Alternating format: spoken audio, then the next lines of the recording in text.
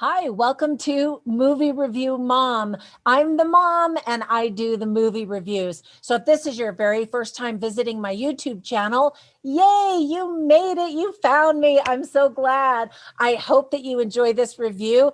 And my goal is always to give you the heads up, give you the scoop on filmmaking quality and content so you can make the best decision for you and your family as to whether or not you want to spend your time and money watching a specific film. You can find me on Instagram and join our Facebook group while you're at it. There are a lot of fun conversations and games and polls and all kinds of stuff like that going on there.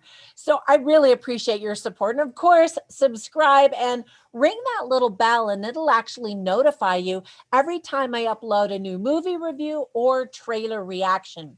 Okay, enough of that. Let's talk movies. So, the movie I'm reviewing today is called In the Heights. It's rated PG-13 and it's 2 hours and 23 minutes long, which is a pretty long movie. Parts of it fly by, and other parts you're like, when's this going to be over?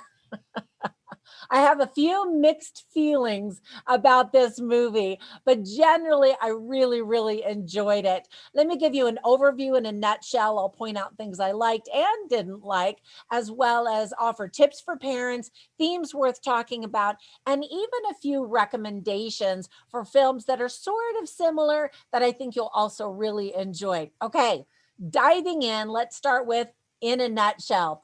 Warner Brothers has created a very fun musical about two islands, New York City and the Dominican Republic. It's written by Lin-Manuel Miranda, most famous for his Broadway smash hit Hamilton. Have you seen that? You need to see that.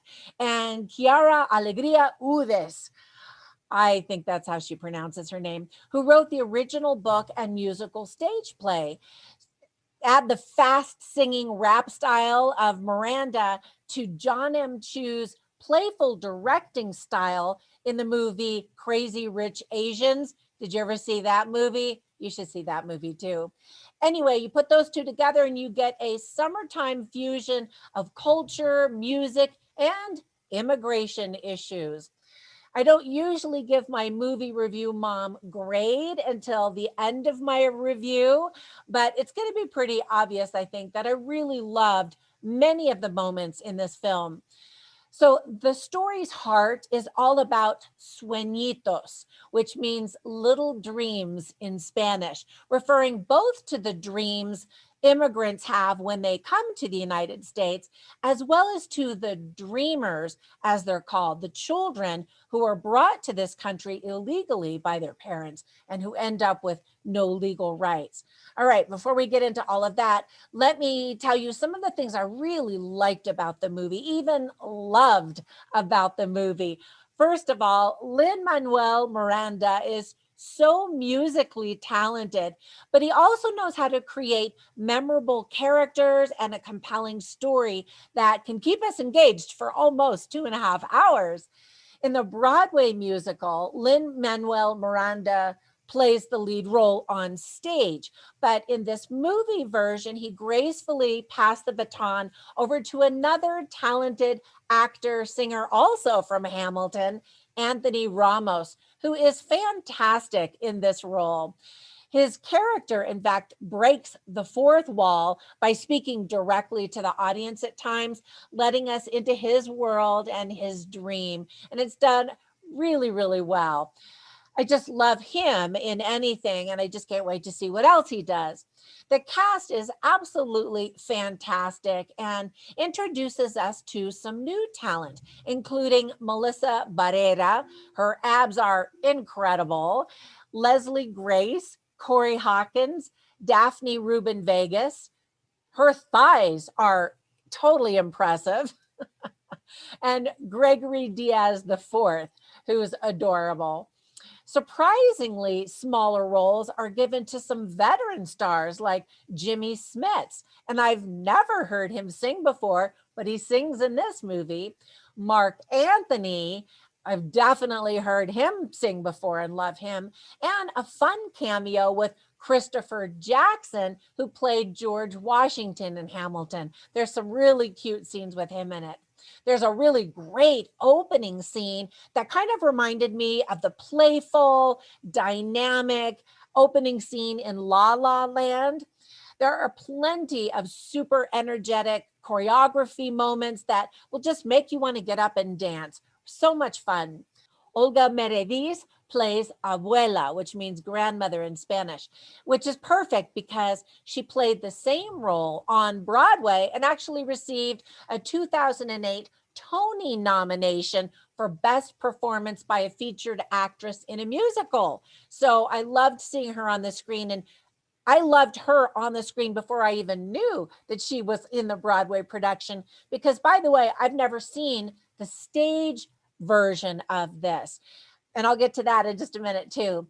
There are just so many delightful moments and surprises that make certain scenes memorable. Now, I don't want to give away spoilers, but for example, there's a cute musical number in a beauty salon where these mannequin heads that are on the wall, wearing wigs, start to move and do different things, offering wonderful visual humor to the song. Another scene uses animated graphics to emphasize what people are saying and singing while walking down a street. And I just thought it was really cute. Another fantastic musical number begins on a balcony where two people are talking and singing, and where I was really worried that one of them might actually fall off the balcony as he kind of leaned over. But instead, I just gasped when they began to dance on the walls. So fun. There's also a very poignant scene on a subway to symbolize the journeys we take in our lives, the beginnings and ends. And I just thought that that was so well done and very creative as well. The $97,000 musical number at the public swimming pool is a standout and really feels like a magical Esther Williams water number from the 1940s and 50s. Now, of course, that's way before my time, and younger audiences won't necessarily appreciate that reference, but they'll definitely appreciate the scene. And by the way, what would you do with $97,000? Comment down below. I would love to hear your dream. So you really get a flavor for the Latino barrios of New York City, the neighborhoods. Latino communities that are represented in the film are predominantly from the Dominican Republic, Cuba, Puerto Rico, even though technically that's part of the US, and Mexico. You get to see their country flags and even some plates of food for a real taste of the culture. I love it when filmmakers pay attention to the little details. So be prepared to look for some Easter eggs. And again, I don't want to give you any spoilers, but they're in there.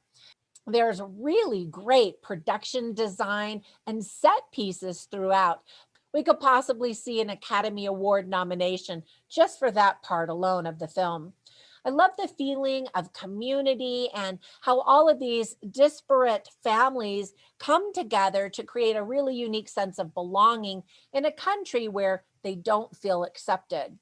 I even got teary eyed during a super touching scene in Act 3. So, this movie will definitely make you laugh and cry. Keep watching, by the way, the rolling credits at the end of the movie for another really cute scene with Lin-Manuel Miranda, his character, and Christopher Jackson's character. I laughed out loud when one of the characters is on the phone on hold, and the on hold music is the song King George sings in the musical Hamilton.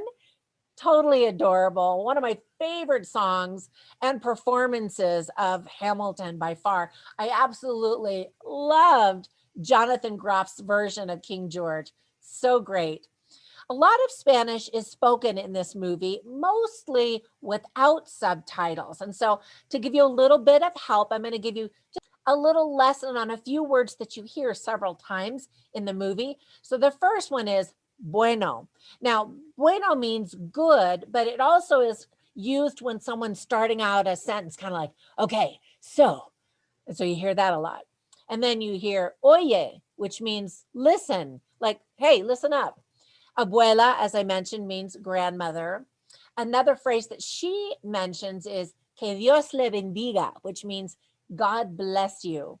And then another phrase you hear a lot is no me diga, which means don't say it literally, but it also, I mean, it really means like no way, or say it isn't so. No me diga, that's crazy. What? That kind of a thing. And by the way, I speak Spanish. And I lived in Mexico and Spain for about 2.5 years total. Actually, I take that back. I lived in Spain twice and Mexico once as an exchange student in high school. So it's really fun to hear the Spanish. And in fact, this isn't a movie that I recommend that's similar, but if you get a kick out of hearing Spanish spoken in movies, I recently did a movie review for a very sweet movie on Netflix called Blue Miracle. And there are a lot of words that I teach in that review, words that you hear, phrases that you hear often in that movie. But anyway, and then the last one is the word is piragua, which is it's a Puerto Rican shaved ice, kind of like a snow cone, where literally the guy, played by Lin-Manuel Miranda, actually shaves the ice right there in front of you, puts it up on a cone or a cup or something, and then squirts the flavored syrup on it and that kind of thing. First time I had ever really seen that was actually when I went to Panama. I'd never seen them actually shave the ice. And the guy that I saw started off with this huge block. And in the movie with Lin-Manuel Miranda, he has just a really small block. So it could be that it was at the end of the day and the block had just gotten smaller, or maybe he just starts with a small block. I don't know. But anyway, just kind of another little taste of that culture. Now, there were some things that I didn't like or thought could have been handled a little better. So let me talk about some of those things. First of all, viewers need to know that there is very little spoken dialogue. In the style of Hamilton, almost every line is sung. Now, there are a few moments when people talk, but at the beginning, especially of the movie, you start to feel like, oh, this feels like a modern opera almost, or kind of like a Hamilton kind of a thing. Sometimes the audio doesn't always sync up with the lips of the person who's singing. So that's always a oops kind of a moment, but it doesn't happen that often. It's not that noticeable, but a few times I was like, oh, gotcha. I was loving every second of the movie until it got political. And I felt the energy of the entire audience that I sat with in a theater just decline. So the story is about the plight of undocumented immigrants here in the United States and how they feel powerless in the United States.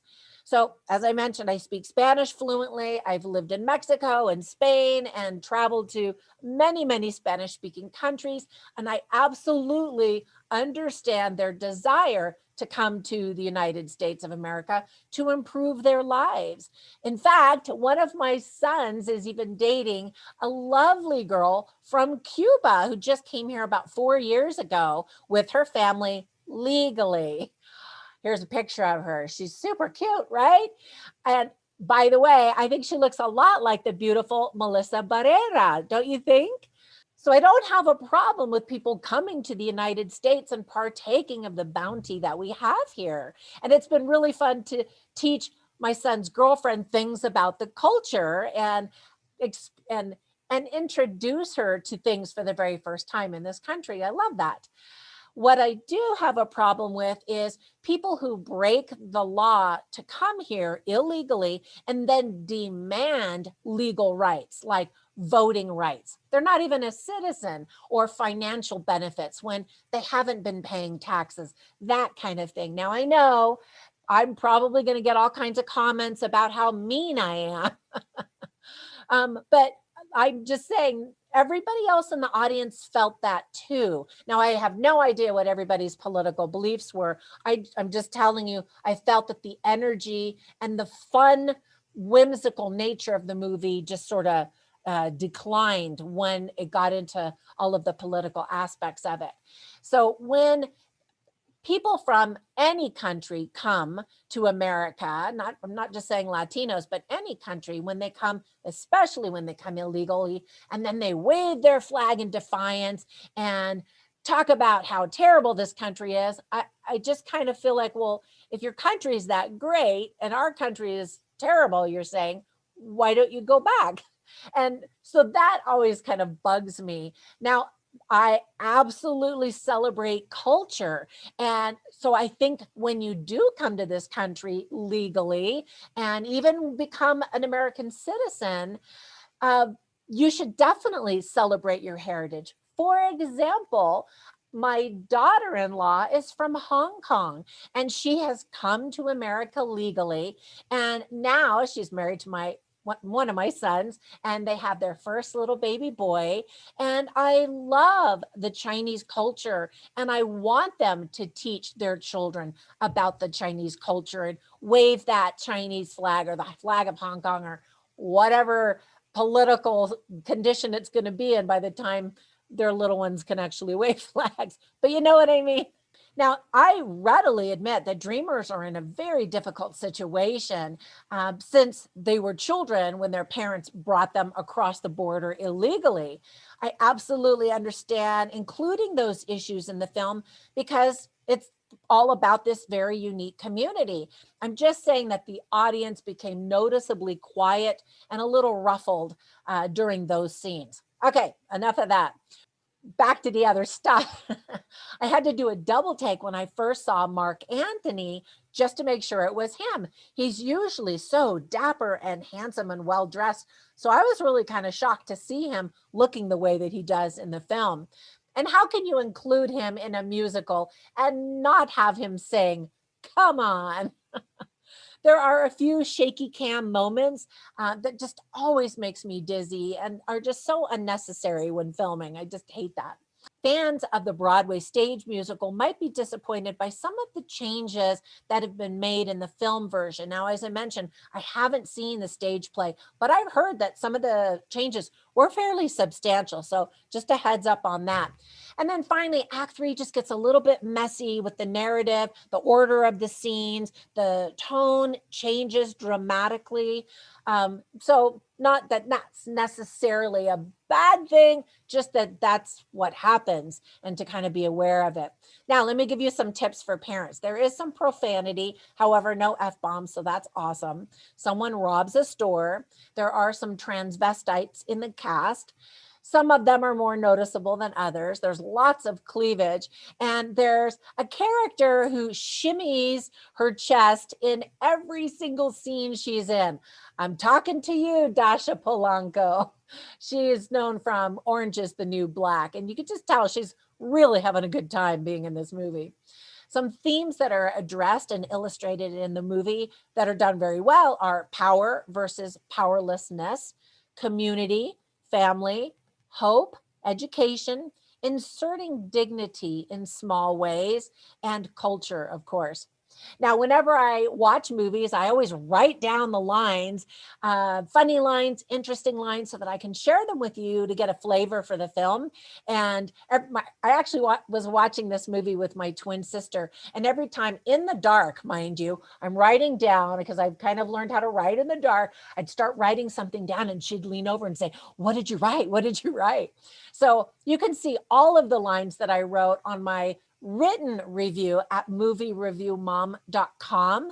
But I'll share a few of them with you right now. So, one of the first lines was when everybody's going to the swimming pool and they're all excited, it's hot, and Abuela says, "Buy me a bikini." This is during the musical number $97,000. And so it's really cute because she's like, wow, somebody can afford to buy me a bikini. Later in another scene, she's talking about the details and how they're really important. And she says, the details tell the world we're not invisible. And then another sweet line that I liked was Nina, played by Leslie Grace, the Stanford student. And she gets out on the balcony, or sometimes she's down on the street and she says, let me just listen to my block, because it's the sound of her childhood. And I just thought that that captured the moment because everybody's ears started to perk up because we wanted to hear the sounds of her block too. I thought that that was really sweet. Okay, so you want to know what score I'm giving this movie? So amidst some of the negative things and the draining of the energy that I felt, I am still going to give this movie an A because I really did enjoy it. And as I grade movies, one of my biggest indicators of a great movie is when I can't wait to watch it again as soon as it's over. So there were just some scenes that I was like, oh, I can't wait to see that again. And I will for sure. I definitely will be watching that probably many times as well as listening to the soundtrack. All right, now before we go, let me give you some movie recommendations for some other movies that I think that you'll also enjoy.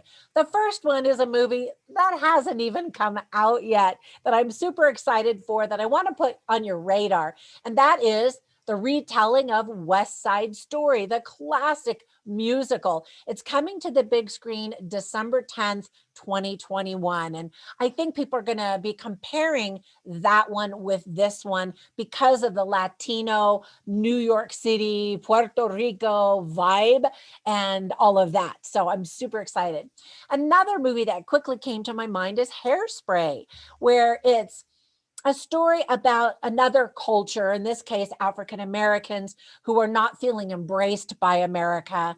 Anyway, I love, love, love that musical. And then another musical I recently became completely obsessed with was The Greatest Showman. If you haven't seen that, you absolutely need to see that. Fantastic music, wonderful movie. And it also features those who are kind of hidden, in this case, people that are very different physically and become the freak show in the circus kind of story. Anyway, fantastic. I loved that one as well. Okay, that's it for my movie review. Again, thanks for supporting me. Be sure and visit me on Patreon and check out the gifts that I have for you there. And I will catch you in the next movie review. Until then, bye for now.